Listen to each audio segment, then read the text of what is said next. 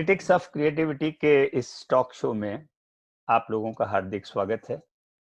आज हम जिन शख्सियत को लेकर के हाजिर हुए हैं उनका मैं आपको बाकायदा परिचय करा दूं। हमारे बीच में एक बहुत बड़ी शख्सियत है कर्नाटक की, जिनका मैं अगर परिचय दूं तो मैं खुद भी परिचय देते हुए गदगद होता हूं और जो सुनते हैं उन्हें भी बड़ा आनंद आता है। आप श्री चिरंजीवी सिंह जी हैं जो हमारे सामने विराजित हैं। आप 1969 के आईएएस अधिकारी हैं और 2005 में कर्नाटक विकास आयुक्त और अतिरिक्त मुख्य सचिव का पदभार आपको दिया गया। पेरिस और यूनेस्को में आप भारत के राजदूत रहे। कर्नाटक राज्योत्सव में आपको विशेष रूप से पुरस्कृत किया गया। आपका विशेष रुचि ग्राम विकास, पर्यावरण, संस्कृति में विशेष आपकी रुचि रही है और लोकगीतों की तरफ आपका विशेष खिंचाव बनता है, क्योंकि लोकगीत, क्योंकि आप पंजाब से आते हैं, आपका जन्म लोगों के बीच में रहा है, गांवों के बीच में रहा है, तो हो सकता है इसी वजह से आपके अंदर लोकगीत के जो गुण आए कि वो आपको लोकगीत पसंद आने लगे और लोकगीतों में आपकी विशेष रुचि है। और हमारी जो दूसरी शख्सियत है आज हमारे बीच में, वो है सुनीता सैनी गुड्डी। आप उत्तर प्रदेश से हैं और फैशन डिजाइनिंग का एक कोर्स बंबई से किया है। पूर्व शिक्षिका हैं, विभिन्न मंचों से आपने काव्य पाठ किया है, रेडियो पर प्रसारित रही हैं, कई साहित्यिक संस्थाओं से आप सम्मानित रही हैं, जिसमें साहित्य परिवार, प्रेरणा मंच, उत्तर प्रदेश सेवा मंडल, माहेश्वरी समाज, पूर्वांचल समाज, मारवाड़ी समाज और अनुभूति संस्था चेन्नई। आपकी एक पुस्तक आई है लोकगीतों की, और जो सुनीता सैनी गुड्डी के लोकगीत के नाम से है, और उस गीत में 4 भाग हैं उस गीत में, उस पुस्तक में, जिसमें पहले गीत जो है वो सामाजिक गीत हैं, फिर उत्सव गीत हैं, फिर प्रकृति गीत हैं और अंत में भक्ति गीत हैं। आपने 4 भागों के अंदर उन गीतों को बांट रखा है। मुझे पता लगता है कि लोक प्रचलन में लोगों द्वारा रचित और लोगों के लिए लिखे गए रचनाओं को लोकगीतों की कैटेगरी में रखा गया। जो आम भाषा में होता है, जब आदमी पीड़ा में होता है, लोक धर्मी लोग जो गांव के हैं और असल में आम आदमी है, जब पीड़ा में होता है तो गीत गाता है, जब आह्लादित होता है तो गीत गाता है, जब कोई उत्सव होता है तो गीत गाता है, जब कोई काम करता है तो गीत गाता है, और वो मन से गीत गाता है, आनंद लेते हुए।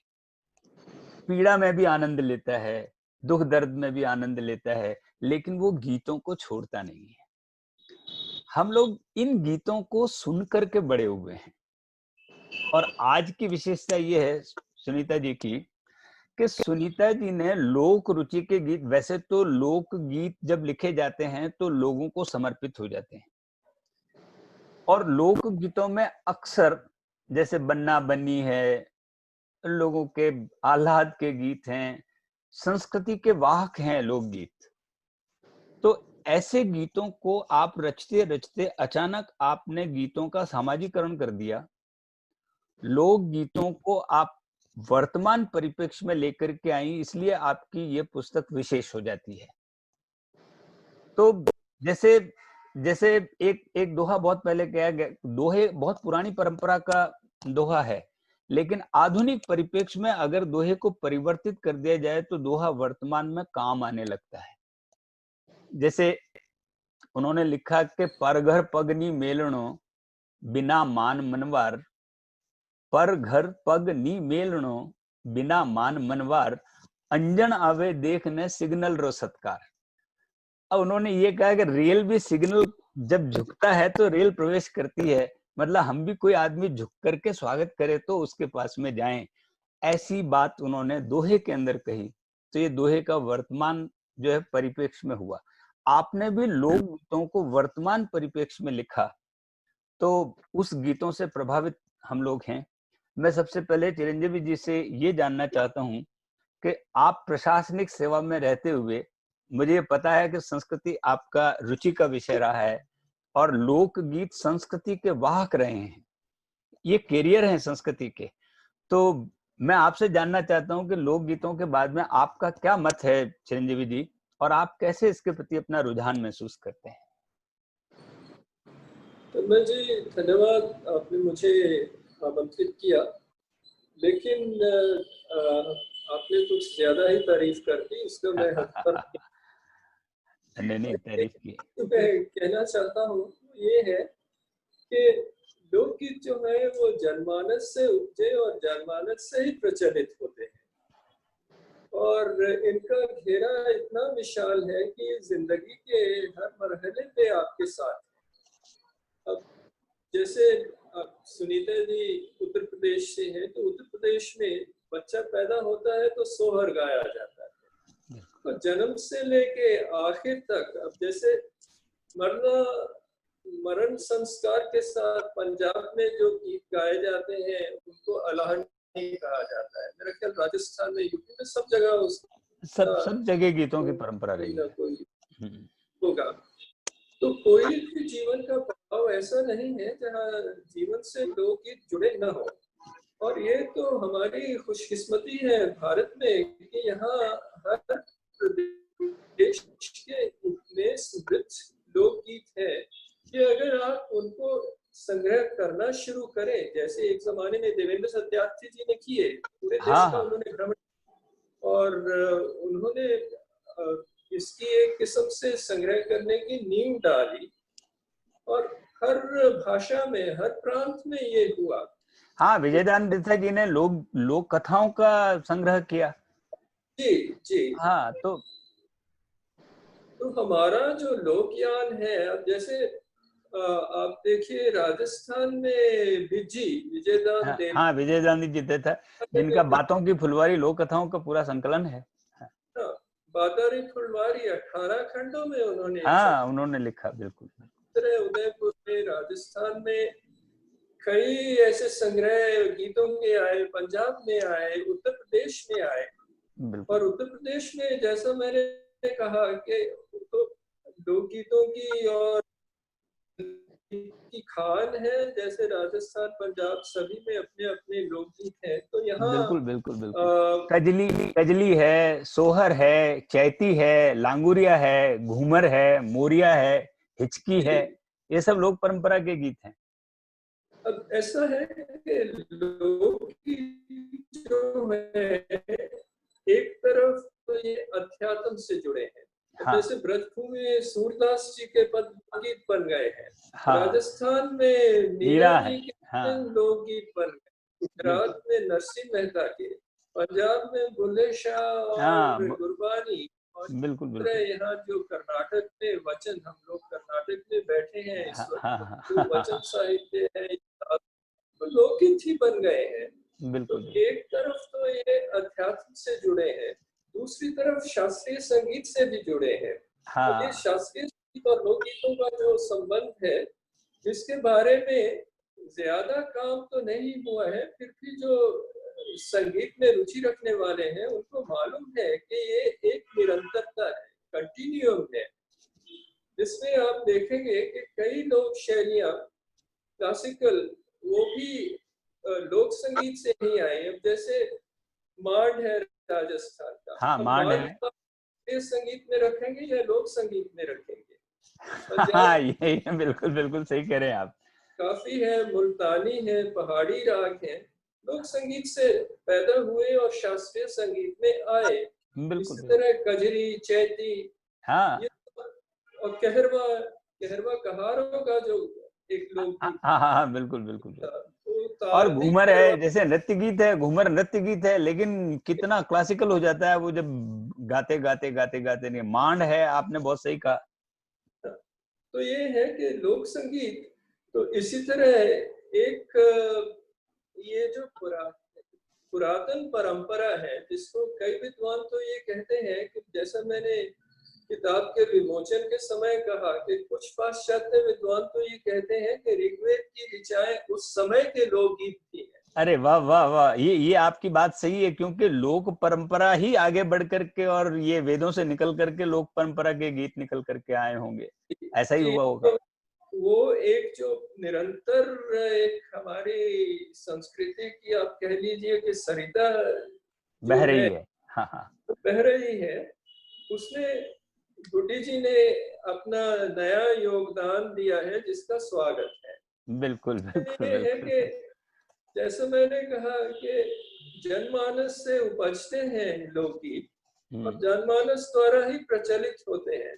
हाँ तो जनमानस में जो कुछ घटित हो रहा है, अब जैसे इन्होंने अपने गीतों में मोबाइल का जिक्र किया है। हाँ मोबाइल जिस तरह हमारी जिंदगी को प्रभावित कर रहे हैं हर रोज, उसका बिल्कुल। अब वो लोकगीतों में ना आए तो लोकगीत पीछे छूट जाएंगे, लोकगीत वर्तमान में जुड़ेंगे नहीं। हाँ इस जो आज के जीवन में हमारे जीवन में बदलाव आ रहे हैं, उन सब का सुनीता जी ने अपने गीतों में उनका जिक्र किया। हाँ उल्लेख किया, बिल्कुल बिल्कुल। और ये चीज है कि इनका समाज शास्त्रीय महत्व बहुत है। बिल्कुल साहित्य की दृष्टि से लोकगीतों को आप देखें ना देखें, लेकिन ये अलग बात है। जरूर उनको देखना चाहिए। हाँ, क्योंकि साहित्यकार अपने गीतों को बुद्धिमान और विद्वता और उसके अंदर ले जाता है, वो लोक धर्मिकता से छूट जाता है और लोक से छूट जाता है। इसलिए इन गीतों का महत्व तब बढ़ जाता है जब आप जब आप साहित्य के सघन जंगल से निकल करके और एक अच्छे खलिहान में आते हैं, तो फिर लोकगीत की रचना हो जाती है। जी, तो जैसे आप जानना चाहें अगर कि इस वक्त समाज में क्या हो रहा है, क्या बदलाव आ रहे हैं, वो आपको इन गीतों से पता चलेगा। वो आपको शमशेर बहादुर सिंह या दुष्यंत कुमार की रचनाओं से नहीं पता चलेगा। बिल्कुल बिल्कुल। कौन ये सा लोकगीत गांव की पगडंडी है, और ये जो दूसरा साहित्य है वो सड़क की तरह है। जी, तो सड़क जो है वो रौंदती हुई निकलती है और पगडंडी लोगों को बचाती बचाती निकलती है, और वो अपना एक अलग जो है उसका एक आनंद है। जी। आपने बहुत ठीक कहा। कि इन गीतों को, सुनीता जी के गीतों को हम ढोलक गीतों की श्रेणी में रखते हैं। और हाँ ढोलक गीत तो क्योंकि हरियाणा और पंजाब एक ही पहले हाँ प्रदेश, हाँ बिल्कुल बिल्कुल जुड़ा हुआ प्रदेश है। सांस्कृतिक तौर पे पश्चिमी यूपी पंजाब ये एक ही, इनको हाँ लगभग लगभग एक ही एक ही खंड मानना चाहिए। और उसमें राजस्थान भी जुड़ा है।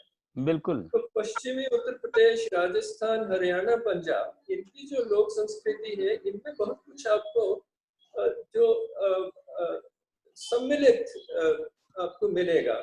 बिल्कुल तो बिल्कुल। ये ढोलक की इस सभी प्रदेश में, इन सभी सूबों में प्रचलित है। और शादी ब्याह के वक्त और जब जहाँ लड़कियों को, महिलाओं को इकट्ठे होकर अपना मनोरंजन करना है, तो वो ढोलक जो हाँ है, हाँ, अगर मछलियाँ गांव में घुसे और लोग। अगर शादी ब्याह का माहौल है तो ढोलक बजती हुई सुनाई देती है, लोकगीत बजते सुनाई देते हैं, तो हम समझ जाते हैं ये शादी का घर है।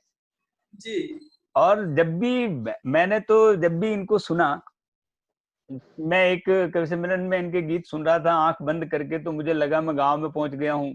और गांव के अंदर से जब मैं उतर करके पगडंडी से होते हुए गुजर रहा हूँ, तो रास्ते के अंदर पंछी आ रहे हैं, पेड़ पौधे आ रहे हैं, चारों तरफ खेत खलिहान आ रहे हैं, और बीच में कुआं आ रहा है, कुआं से पनिहारिन आ रही है।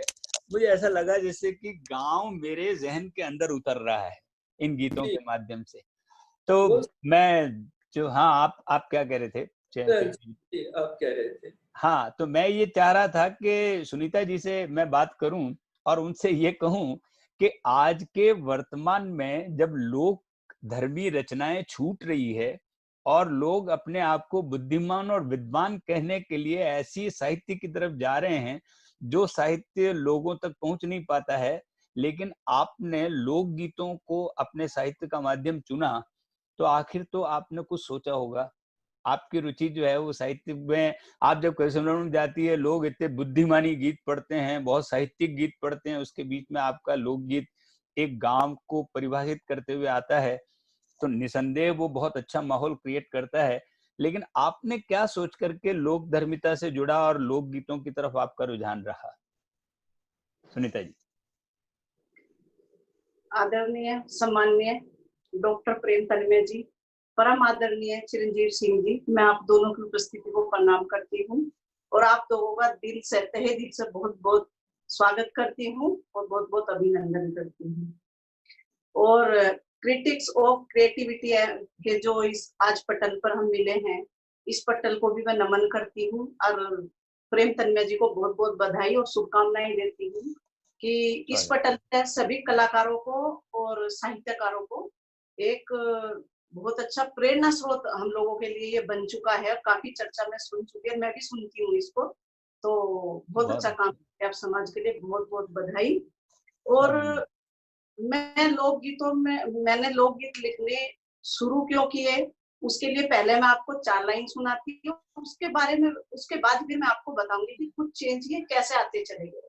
बिल्कुल, तो सबसे पहले मैं 4 लाइन ही सुनाती हूँ आपको कि मैंने शुरू किया। स्वागत। बोली बोल कर अपनी गाँव के गीत सुनाती हूँ, बोली बोल कर अपनी गाँव के गीत सुनाती हूँ, दहलीजे घर आंगन भूले उन्हीं की प्रीत जगाती हो, दिलों में है सांस जगाने को, रीत के लोक गीत सुनाती हूँ। आपने अपना वक्तव्य स्पष्ट कर दिया कि आप गीत क्यों सुनाती हैं। बहुत अच्छे, बहुत अच्छे। तो ये एक बात है सर, ये तो बहुत गीत लिखने के बाद में ये लाइनें बनी हैं, लेकिन फर्स्ट मैं आपको बताऊं कि एक तो मैं बचपन से ही गाने बजाने का जो पारिवारिक माहौल होता है गांव की लड़कियों का, एक किसान की बेटी हूँ मैं, तो वो माहौल गांव में मिला मुझे, वो सौभाग्यशाली हूँ मैं। आज मैं अपने आप को बहुत सौभाग्यशाली मानती हूँ, मैं किसान की बेटी हूँ और बहुत ही मतलब सिंपल से गांव से आती हूँ। अच्छा, वहां पर जो था कि शादी के पहले जब गीत सुने, फिर बाहर की दुनिया जब तक नहीं देखी थी, लेकिन फिर शादी हुई, केरला बॉम्बे इधर उधर जो घूमी मैं, इसके बाद जब मैं गई फिर किसी शादी को अटेंड करने का मौका मुझे मिला 8-10 साल के बाद, तो मैं क्या देखती हूँ कि वही गीत जो मैं सुनकर आई थी 10-15-20 साल बाद भी वही गीत हैं, और अब उन गीतों से वे महिलाएं कहीं ना कहीं बोर हो चुकी, क्योंकि उनकी बातों से मैं सुनती कि बस बिंदी पे खत्म हुआ गीत और बिछवे पे खत्म, और सावन भादो ये सब 4 मौसम आ गए, और आपके दादा से लेके और मामा तक या छोटे भाई तक, तो वहां पर आके तो वो बोलती है कि ससुर के साथ जेठ को भी ले लो, देवर के साथ उसको भी ले लो, यानी कि एक स्टेंजे में भी 2-2 को खत्म करके उसको 3-4 स्टेंजे में खत्म कर देती है कि अब दूसरा सुनाओ, ये तो कल ही सुनाता है। तो एक जो मैंने बोरियत देखी उन महिलाओं में, और तब तक मैं लिखने मैंने शुरू भी कर दिया था, और आदरणीय चिरंजीव जी हमारे साथ हैं, मैं उनको अपना गुरु मानती हूँ, उन्होंने एक रास्ता वो भी मुझे बता चुके थे कि सुनीता इस तरफ तुम प्रयास करो। पहले लिखती थी लेकिन बहुत कम, कि नई गांव की बात है और कोई बोलेगा इससे बोलना नहीं आता इतने हाई फाई सिटी में, तो शायद इस चीज का वो मोल नहीं है, तो उनको दबा के ही रखा, लिख भी चुकी थी कुछ तो दबा कर ही रखा, उसको सामने नहीं लाई। लेकिन जैसे ही चिरंजीव जी ने मुझे वो सुझाव दिया, तो मेरे अंदर जैसे उन्होंने एक प्रकार का यानी कि एक ऐसा आशीर्वाद दे दिया भगवान का कि जैसे सूखी हुई नदी को दोबारा से वापस धारा बहने लगी, आप वापस लोकगीतों की। मतलब मुझे एक सपोर्ट मिल गया, ऐसा सपोर्ट मिल गया कि मुझे और शायद किसी की राय की फिर मुझे जरूरत नहीं लगी, मैं आपको बताऊं। तो फिर कलम में भी गति आई और सोच में भी गति आई, फिर इस पर विचार किया कि वे जो गांव की महिलाएं बोर हो चुकी और आने वाले टाइम में ये गीत खत्म होते जा रहे हैं, क्योंकि आज की महिलाएं कोई गाने में इंटरेस्ट नहीं ले रही इस चीज का, ढोलक भी भूल चुकी, गाँव में भी नई लड़कियों को नहीं आती, कोई 10 में से कोई 1 महिला 2 या 3 ही ढोलक बजाती है बस। तो फिर मन में ये विचार आया कि ऐसे गीत लिखे जाएं, क्योंकि मेरे भी मैं लिख तो रही, पर एक टाइम आएगा इन गीतों वाली हालत मेरे गीतों की भी हो जाएगी और आने वाले 10-20 साल में ये भी खत्म हो जाएंगे। तो मेरी इस मेहनत का कोई मतलब नहीं है कि क्यों ना फिर जो आज की घटनाएं हैं तो उनको भी इसमें जोड़ा जाए, तो तो पहला भी ना छोड़ा जाए और अभी को भी जोड़ा जाए, आने वाले टाइम में भी ये चलता रहे, क्योंकि दुनिया में इतना बदलाव आया है कि लोकगीतों में भी बदलाव की जरूरत मुझे लगी। बिल्कुल, आपने लोकगीतों के अंदर बदलाव लाने की पहल की। हाँ, और आपने लोकगीतों के अंदर आज के परिपेक्ष को शामिल किया, ये आपकी विशेषता रही। बिल्कुल सर। इससे तो जब आज की जो युवा लड़कियां हैं उनकी भी रुचि लोकगीतों की तरफ जागृत हुई कि चलो ये हाँ, हमारी बात कह रही है तो इसको सुने। बिल्कुल। अच्छा, फिर एक बात ये आई कि अब क्या लिया जाए, क्योंकि लोकगीत में वो इतना आज का नयापन और वो लय मिलानी तो एक लोहे के चने चबाने वाली बात है, और फिर वो सही चीज आनी, बड़ा मंथन चला, बड़ा बहुत मंथन चला। उसके बाद में फिर जैसे एक दिन जारी थी, जाते जाते अब मुझे, मैं आपको सही बताऊं, एक महिला हूँ, अगर मैं तैयार हो गई अच्छे से तो हेलमेट लगाने में मेरा सिर कटता है, मैं आपको बताऊं।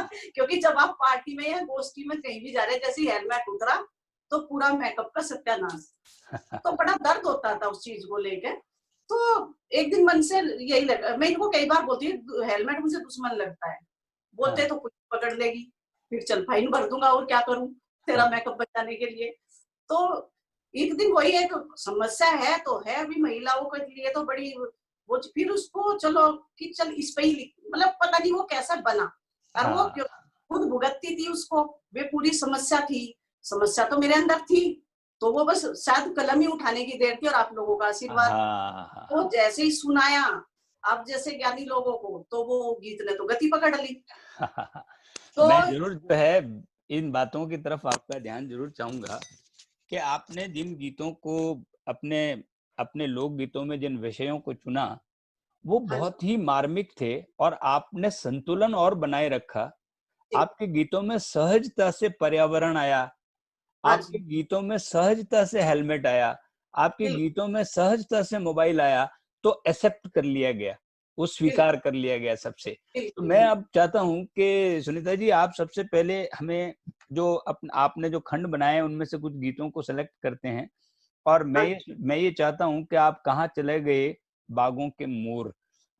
आप जब हम ये गीत जब सुनेंगे और हमारे जब श्रोता सुनेंगे तो उन्हें ये पता लगेगा कि पर्यावरण का कितना बड़ा परिवर्तन जो आया है वो लोकगीत के माध्यम से उस पीड़ा को हमारे बीच में व्यक्त करता हुआ ये गीत है। लेकिन मैं ये चाहूंगा कि आप ये गीत सुनाएं और उसके बाद में हम इस पर थोड़ी सी चर्चा करें। बिल्कुल सर, सुनीता जी स्वागत है आपका। स्वागत। और एक छोटी सी बात कहना चाहूंगी, क्योंकि मैं यहाँ से जब गई तो मेरी दीदी के ससुराल में बहुत मोर थे, तो मैं वहां खेत में गई अपनी भांजे के साथ, तो मैंने बोला कि इतने मोर थे वो कहाँ चले गए, तो बोलते कि मौसी ये खेतों में इतनी दवाई छिड़क दी और इसलिए सब मोर मारे गए, मर गए, मतलब वो चले गए। तो वो इतना दर्द था, यानी कि जो भी सब्जेक्ट आए पहले उनका दर्द बना और वो फिर पिघल कर जो गीतों में आया, तो ये रियलिटी है 100%। मैं सुनाती हूँ आपको। स्वागत स्वागत स्वागत। कहाँ चले गए बागों के मोर, अब सुनते ना चिड़ियों के शोर, खेतों में ना जी लगता, ताल तलैया सूनी पड़ी भंबूल बिसना पावे, बड़े बड़े सारस बुगले अब इकले दुकले आवे, मुझे सुना ना टीरियों का शोर, खेतों में ना जी लगता, फसलों में छिड़काओ जहर का ले ली सबकी जान, अपने अपने पेट के पीछे पड़ गए हैं इंसान, खाली हो गई घोंसलों की ठोर, खेतों में ना जी लगता। बहुत बढ़िया बहुत बढ़िया बहुत चलते हल के पीछे पंछी दाना चुगने आवे थे, सुबह से लेकर शाम तलक कर सकता दिल बहलावे थे, अब घूमे अकेला लिए ढोर, खेतों में ना जी लगता, थक के खाना खावे थे जब नाच के मोर दिखावे थे, तोहफे में पंख भी दे जाते, घर की शोभा बढ़ाने थे। अब सजाओगे प्लास्टिक के मोर, खेतों में ना जी लगता। अब पछताए क्या होगा जब खेतों ने चिड़िया खाई। अब पछताए क्या होगा जब खेतों ने चिड़िया खाई। सारी कहावत उल्टी हो गई, छिड़की इतनी दवाई। जलवायु में जहर मिला दिया और खेतों में ना जी लगता। कहाँ चले गए बागों के मोर, अब सुनते ना चिड़ियों के शोर, खेतों में ना जी लगता। बहुत बहुत धन्यवाद सर। बहुत अच्छे, बहुत अच्छे। चिरंजीवी जी, आपसे मैं चाहूंगा कि आप जो है इस गीत पर बात करें। देखिए, पर्यावरण को और किस तरीके से वातावरण के बदलाव को इस गीत के माध्यम से लेकर के आई। बिल्कुल तन्मय जी, जैसे उन्होंने कहा कि जलवायु दोनों में जहर मिला दिया और गायब हो गए। तो ये जो त्रासदी है हमारे जीवन की आजकल, कितना उसका सुंदर चित्रण किया है इस गीत में। और सबसे बड़ी बात ये है कि ये गीत दूर दूर तक पहुंचेगा, गाया जाएगा और खेत के लोग खेत के लिए गाएंगे और लोग उसको समझ पाएंगे कि मोर हमारे खेत में आ क्यों नहीं रहे, पंछी घोंसला क्यों नहीं बना रहे, क्योंकि उनको वो दुर्गंध और वो गंध, वो जहरीली गंध उन्हें पसंद नहीं है। तो आपने हाँ बिल्कुल। एक चीज और आप देखिए, इसमें जो भाषा प्रयोग है, साहित्यिक होते हुए भी वो बिल्कुल अपने गांव की मिट्टी से जुड़ी है। इसलिए गीत गाए जाएंगे और दूर तक जाएंगे। बिल्कुल बिल्कुल, यही मैं कह रहा हूं कि लोक परंपरा के गीत सीधे दिल और दिमाग पर सीधे असर करते हैं, क्योंकि ये लोकधर्मी गीत हैं। आप इसके माध्यम से लोकधर्मिता का काम कर रही हैं, लोगों को जगाने का काम कर रही हैं, और सहज रूप से हो रहा है। ये बहुत अच्छी बात है। आपने बहुत अच्छा गीत सुनाया। और चिरंजीवी जी, आपने बहुत अच्छी बात निकाल करके रखी कि ये लोगों को सहज सुगम्य पहुंचती है। ये कोई विद्वता के भाषण नहीं है, ये पीड़ा का चित्रीकरण है, ये पीड़ा को दर्शाया गया है और वो पीड़ा कम्युनिकेट होती है, वो पीड़ा अंदर तक लगती है। सब गीतों में एक चीज और जो सुनीता जी के गीतों में आप देख सकते हैं, वो मन से निकली हुई भावना है।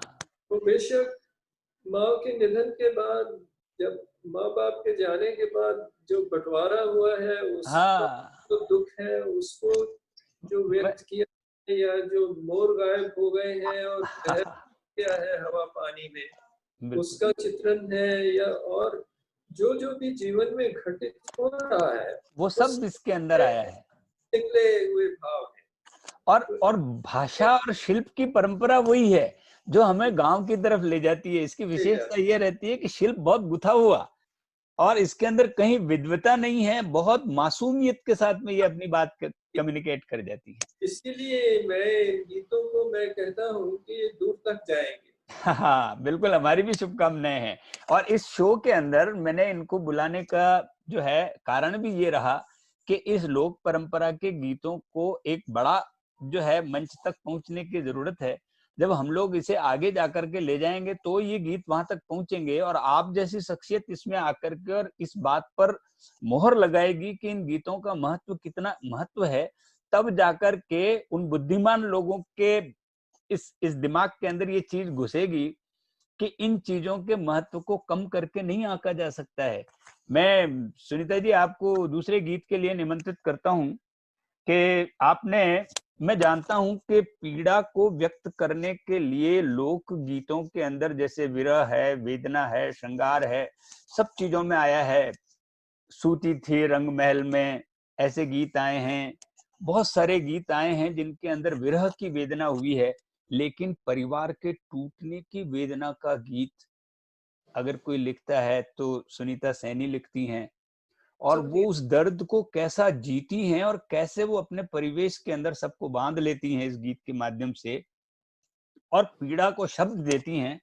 मैं उस गीत को सुनना चाहूंगा, और सुनीता जी आप हमारे श्रोताओं को वो गीत सुनाएं। मैं और चिरंजीवी जी तो आपके साथ बैठ के सुन रहे हैं, लेकिन मैं ये चाहता हूं कि क्रिटिक्स ऑफ क्रिएटिविटी का ये टॉक शो जब हमारे यूट्यूब चैनल पर जाएं तो हमारे जो विस्तृत श्रोता हैं उन तक ये बात पहुंचे, ये दर्द और ये पीड़ा कम्युनिकेट हो।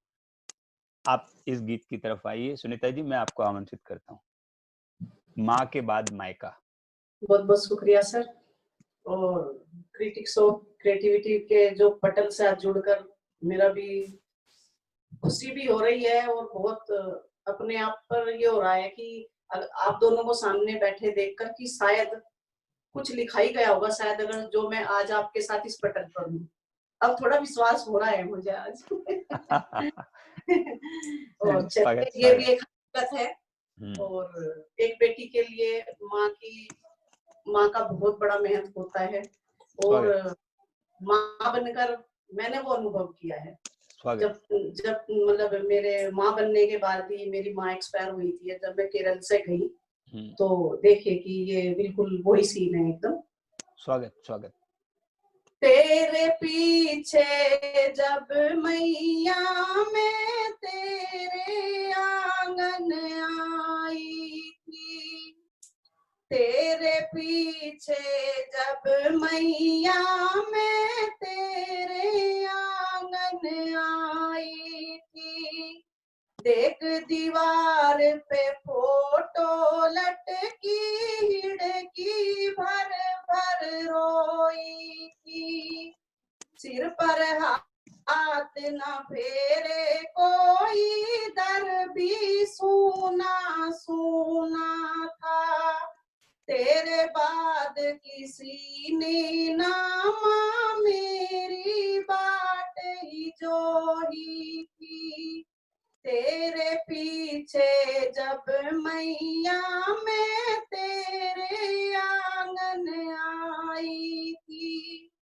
खबर मिली थी जब तेरी छत मेरी जैसे बिखर गई, मन की बात ना पूछे कोई, सोच के मैं तो सिहर गई, कोई भलैया ना लेगी ना नजरे भर भर देखेगी, खाली खाली खटिया पे माँ खाली पड़ी रजाई की, तेरे पीछे जब मैया मैं तेरे आंगन आई थी, खड़ी बगड़ में देख रही थी जो टुकड़ों में बटा मिला, चूल्हे चार चले आंगन में दिल भी सबका फटा मिला, बड़े बरांडे के कोने में पीढ़ा चक्की सड़ी पड़ी, ओखल खोटती चरखा काटती एहसासों में आई थी, तेरे पीछे जब मैया मैं तेरे आंगन आई थी, बच्चे कंचे ढूंढ रहे थे जो नानी को थमाए थे, गिल्ली डंडा सारे खिलौने तेरी अलमारी में पाए थे, रबड़ी चाट पकोड़ी बर्फ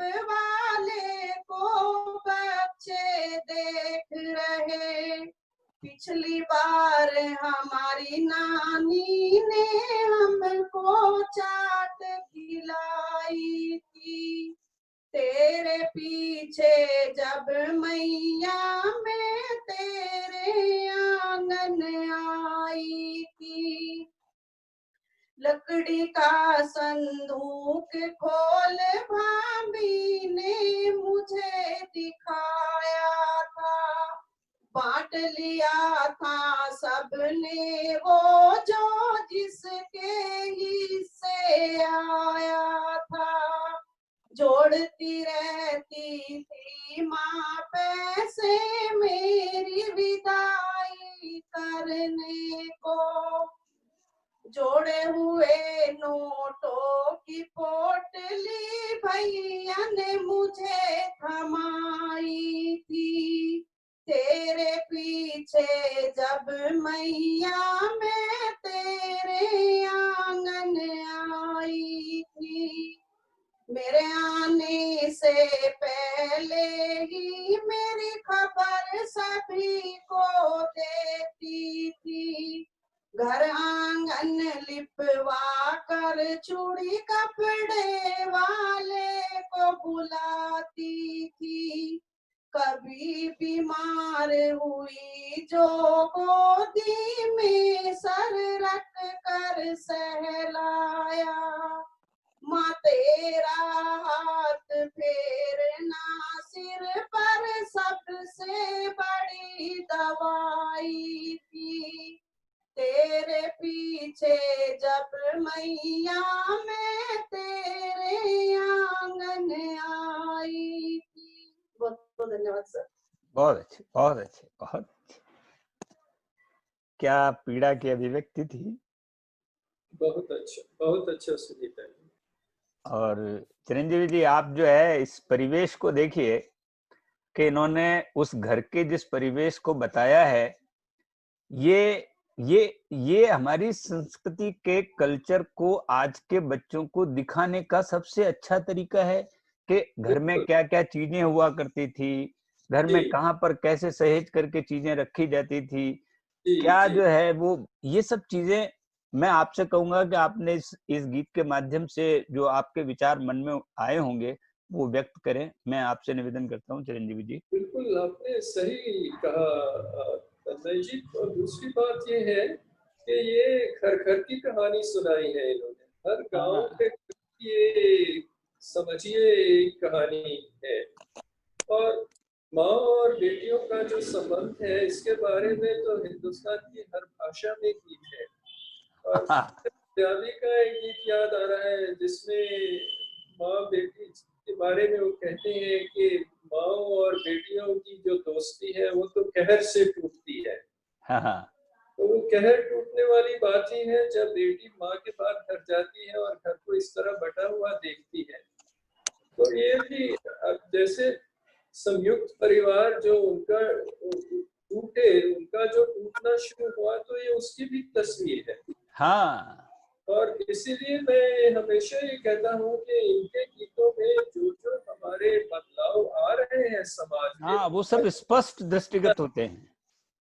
आज से 100 साल बाद अगर किसी को देखना है कि क्या बदलाव आ रहे थे और उससे पहले किस तरह का जीवन था, तो इन गीतों में आपको उसकी हाँ, ये संस्कृति के वाहक हैं ये लोकगीत। ये गीत उस जिंदगी को आगे यात्रा कराते हैं, हमारे साथ साथ में चलाते हैं, हम लोगों के जहन के अंदर वापस जिंदा करते हैं उन गीतों को। तो आपने बहुत अच्छा गीत आपने सुनाया। और पीड़ा जो व्यक्त हुई, खुशी की बात यह है कि ये गीत गाए जाएंगे और मकबूल होंगे। हाँ, ये बात। और इन गीतों को जो भी सुनेगा वो महसूस करेगा। और मुझे एक गीत की पंक्तियां याद आती है, जब मैंने एक लोकगीत के अंदर चर्चा की थी कि एक बेटी अपने पिता से ये कहती है कि सुन रे बाबल थने मैं कहूं हिवड़ेरे दुखड़ेरी बात, बुरो मत मानी जरे, बुरा मत मानना, मैं तुझे अपने दुख की बात कहती हूँ कि सुन रे बाबल थने मैं कहूं हिवड़ेरे दुखड़ेरी बात, थने सौगन मारी बुरो मते मानी जे जी। और उसके बाद वो एक एक दुख व्यक्त करती है कि तूने मुझे पढ़ाया क्यों नहीं, तूने मुझे लिखाया क्यों नहीं, तूने मेरी ऐसी जगह शादी क्यों कर दी, फिर तूने मेरे साथ में ऐसा ऐसा किया, वो सारी बात को उसको कहती है, लोकगीत के माध्यम से आता है। लोकगीत की धुन में ही पीड़ा व्यक्त हो जाती है। जी। तो आपके इस गीत के माध्यम से कितनी पीड़ा व्यक्त हुई, कितने सारे लोग इस दर्द को जिएंगे, इसके लिए मैं आपको बधाई देता हूं कि आप वापस उन्हें थोड़ा वापस मानवीयता की तरफ ले जा रहे हैं। आप एक बेहतर मनुष्य बनाने का काम करती हैं इसके माध्यम से। कम वो एक बार पुनर्विचार तो करे कि मेरे साथ में क्या घटा, मेरी बहन के साथ क्या घट सकता है। तो मुझे वो संवेदना जो है वो वापस लानी पड़ेगी। आप इस संवेदना को जीवंत कर रही हैं। एक बात मैं और जोड़ना चाहूंगी। हाँ हाँ हाँ। कि सबसे बड़ी समस्या ये होती है कि जब आप मायके के दरवाजे पर जाते हो या फिर ससुराल के भी, जब तक सास है तो आपको ये नहीं सोचना, जैसा हम लोग बाहर रहने वाले हैं, कि आप किसके घर जाएं, क्योंकि जब तक बड़े बुजुर्ग घर में होते हैं तो एक जगह होता है, सब जाके उनके पास बैठ जाओ, रोटी आपको खुद मिल जाएगी, क्योंकि जहाँ वे हैं वहीं हम हैं। हाँ बिल्कुल सही। जैसे माँ एक्सपायर हुई तो दरवाजे पर जाते ही जब दिखाई दिया कि 4 घरों में 4 चूल्हे चल रहे, तो पहले किसके यहाँ जाया जाए। हाँ। कदम उठाने के लिए सोचना पड़ता है कि पहले उनके, क्योंकि फिर बातें बननी शुरू हो जाती है। माँ है तो कोई बातें नहीं बनती कि माँ है, माँ के पास जाके बैठे, सामान जहाँ जिसको ले जाना वो ले जाए, हाँ सही खाना बात। तो वहीं मिल जाएगा। तो ये इस तरह की समस्या आती है। तो बहुत अच्छा विचार रखा है आप लोगों ने। आपने बहुत अच्छी संवेदना को जिया है और मैं आपको इसके लिए बधाई देता हूँ। और मैं आपसे एक अंतिम गीत के लिए निवेदन करता हूँ।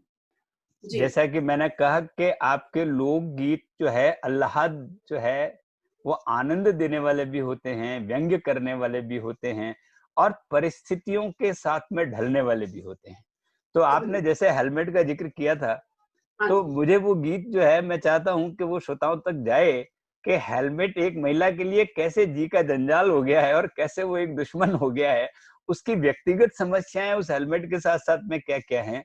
तो आप उस गीत को सुनाएं और हम उस गीत के साथ में एक हल्के फुल्के से वातावरण के साथ में आपसे विदा लेंगे, क्योंकि उस गीत के साथ में आपकी ये रंग भी हमारे सामने आएगा कि आपने पर्यावरण के साथ में गांव की पीड़ा, फिर आपने पारिवारिक पीड़ा और फिर आपने अपनी व्यक्तिगत पीड़ा को लोकगीतों में कैसे जिया।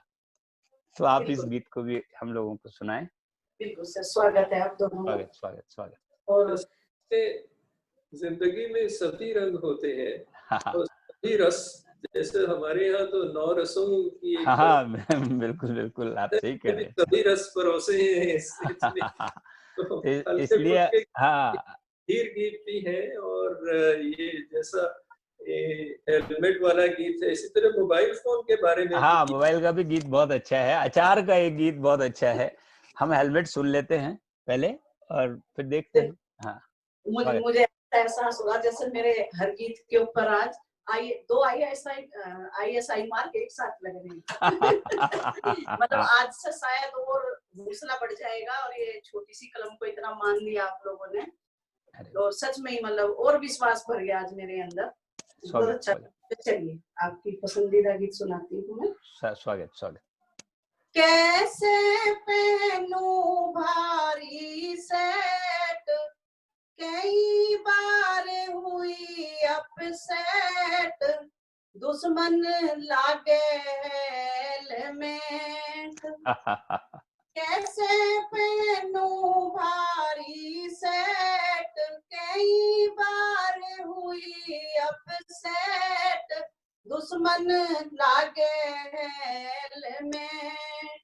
सिल्की सिल्की बाल मेरे बिन क्लिप स्लिप हो जावे, नेक लेक मेरे मिलोन की लिपस्टिक भी मिट जावे, चेहरा बिगड़े जब आवे स्वेट, दुश्मन लागे हेलमेट।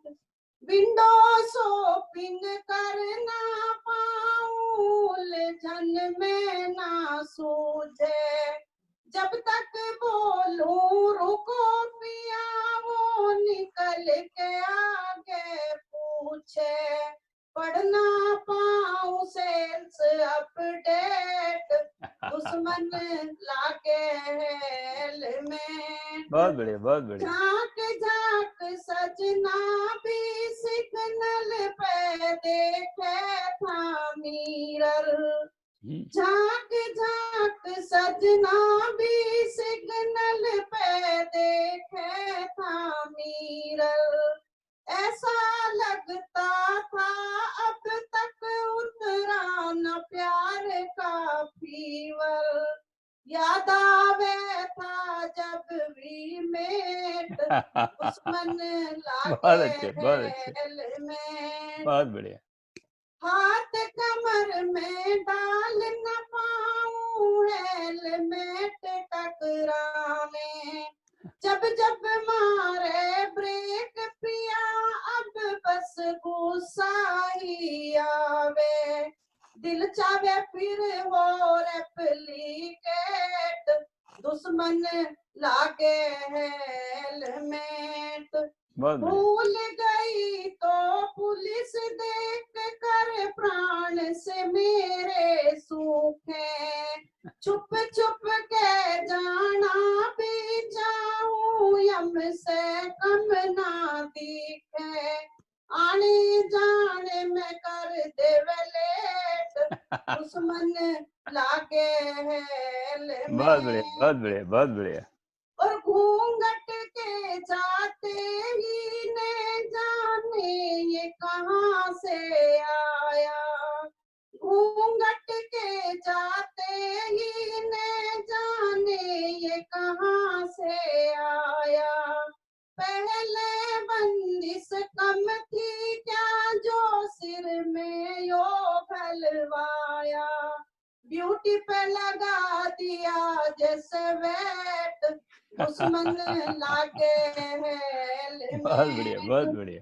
और प्रोटेक्शन की बात है सर, एक्सीडेंट ना हो जाए तो सुझाव भी देना पड़ेगा। हाँ, और मैंने सुझाव भी दिया है। हेलमेट पहनाना है तो मुकुट सही से बना दो, हेलमेट पहनाना है तो मुकुट सही से बना दो, हीरे मोती महंगे हैं तो नकली ही जड़वा दो, कलर में चिंग सा लगे बस हैट, दुश्मन लागे हेलमेट। बहुत बहुत शुक्रिया सर। बहुत बढ़िया। बहुत ही जो है आपके गीतों ने जो समा बांधा और जो गीतों ने जो पीड़ा और अभिव्यक्ति को हम लोगों के साथ में जिया, उसको ऐसा महसूस किया जाएगा आने वाली पीढ़ियों को कि हमारी संस्कृति के साथ में लोकगीत कैसे वाहक होते हैं हमारी संस्कृति को आगे चलाने के लिए। बिल्कुल। तो आप हमारे बीच में जुड़ी, इसके लिए मैं आपको बहुत बधाई देता हूँ और आपकी किताब के लिए बहुत सारी शुभकामनाएं करता हूँ। और मैं ये देखता हूँ कि चिरंजीवी जी वापस हमसे जुड़ते हैं। तो चिरंजीवी जी हमसे वापस जुड़ गए हैं और अभी हमने हेलमेट का गीत सुना था चिरंजीवी जी, और किस तरीके से इन्होंने एक समसामयिक जो महिला की समस्याएं हैं हेलमेट के साथ में, उसको कितनी जीवंतता के साथ में प्रकट किया और बहुत ह्यूमरस वे के अंदर उस चीजों को सामने लेकर के आई। आप इस पर जो है क्या सोचते हैं और क्या क्या आपके मन में आया, आप बताइए। बिल्कुल, बहुत अच्छा गीत बना है ये, और इनके गीतों की ये खासियत ये है कि इनमें आपको सभी रस मिलेंगे, जैसा मैंने पहले कहा। अब इसमें हास्य रस तो है ही, विनोद का कुछ है, लेकिन और गीत है तन्मय जी जिसमें श्रृंगार और हास्य रस दोनों है। श्रृंगार के बगैर लोकगीत क्या होंगे? बिल्कुल बिल्कुल, तो होना ही है लोकगीतों में। और वो एक गीत जिसमें जुड़वा भाई हैं और एक की शादी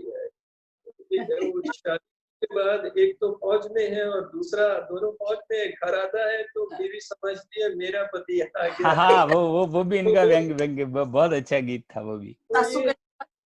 हाँ, ये हेलमेट वाले उसमें भी और इन गीतों में भी हास्य के साथ जो एक बहुत शालीन श्रृंगार का पुट है, वो शालीन आपको कई गीतों में मिलेगा।